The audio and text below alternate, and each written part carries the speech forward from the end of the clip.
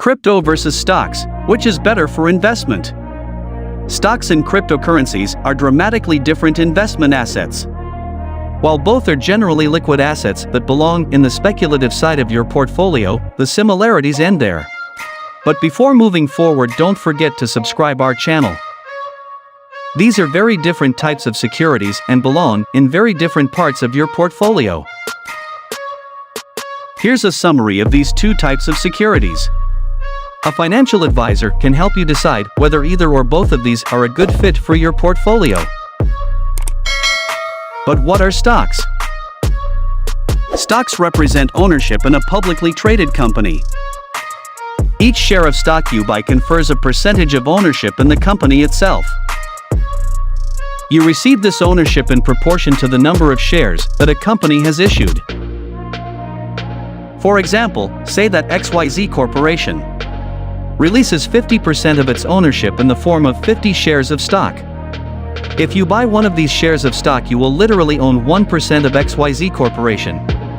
While uncommon, when a company has released more than half of its ownership in the form of stock, it is possible to acquire the firm simply by purchasing enough of its stock. An investor can make money by selling their stock shares to other investors. This is known as capital gains, the difference between what you paid for the asset and what you get from selling it. Beyond that, the benefits that you get from owning stock depend entirely on the individual company involved.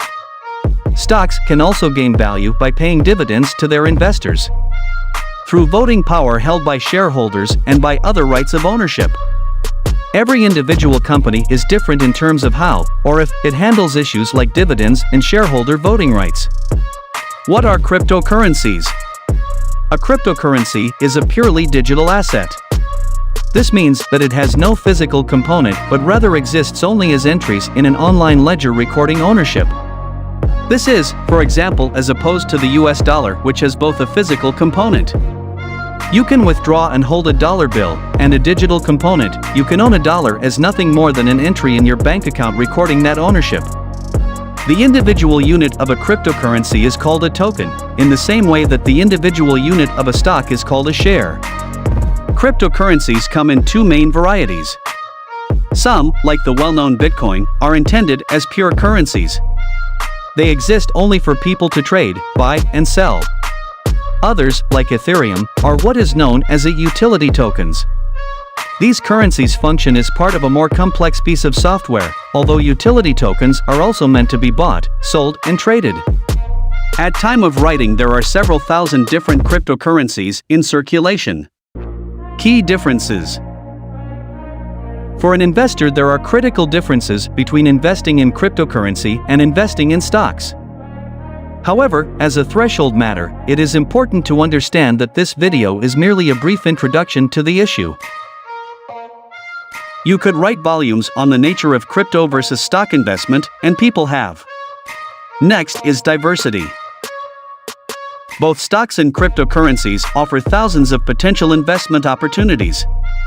At the time of writing, the combined listings of the New York Stock Exchange and Nasdaq alone offered more than 6,000 potential companies in which to invest.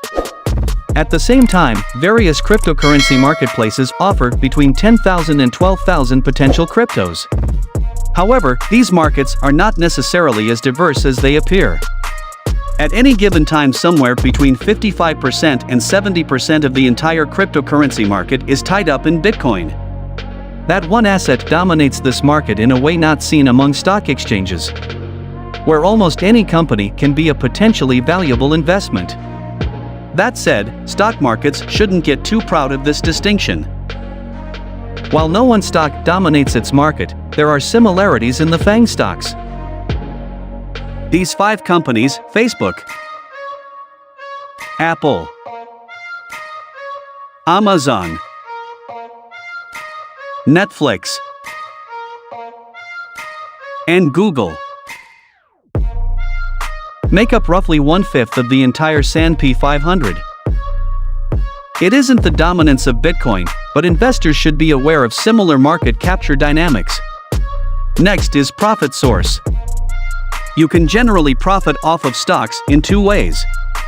First, you can make capital gains by selling your shares to another investor for more than you paid. Second, you can hold the stock and collect dividends if the company behind the stock chooses to make dividend payments.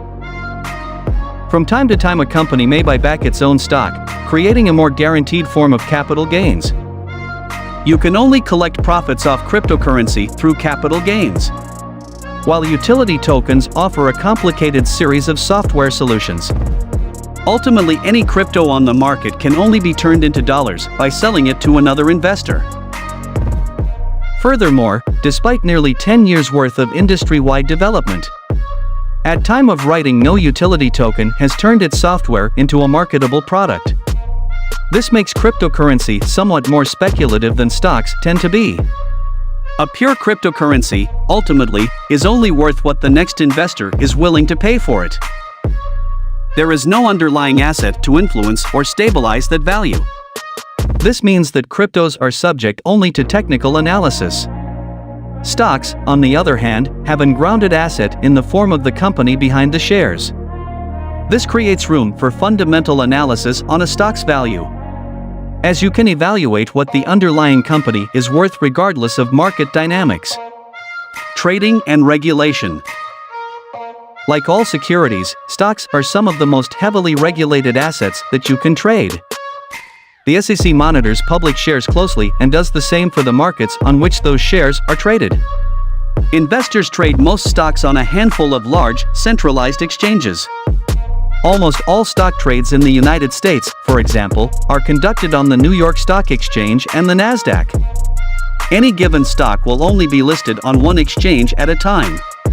While you can trade shares privately, this is relatively rare and typically done only with unlisted and penny stocks. Cryptocurrencies do not yet have any kind of centralized exchange system. Instead, a network of hundreds, if not thousands, of independent companies run their own small exchanges where individuals trade cryptocurrencies among themselves.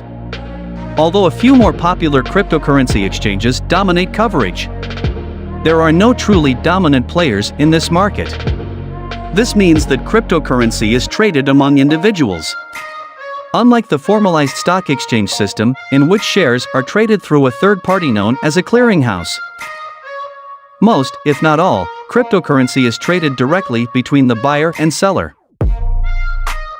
While many advocates of cryptocurrency argue that the technology behind cryptocurrency has made clearinghouses obsolete, this is untrue. A clearinghouse functions as a middleman that brings buyers and sellers together. That helps to establish clear market prices for each asset. And at last, thanks for watching.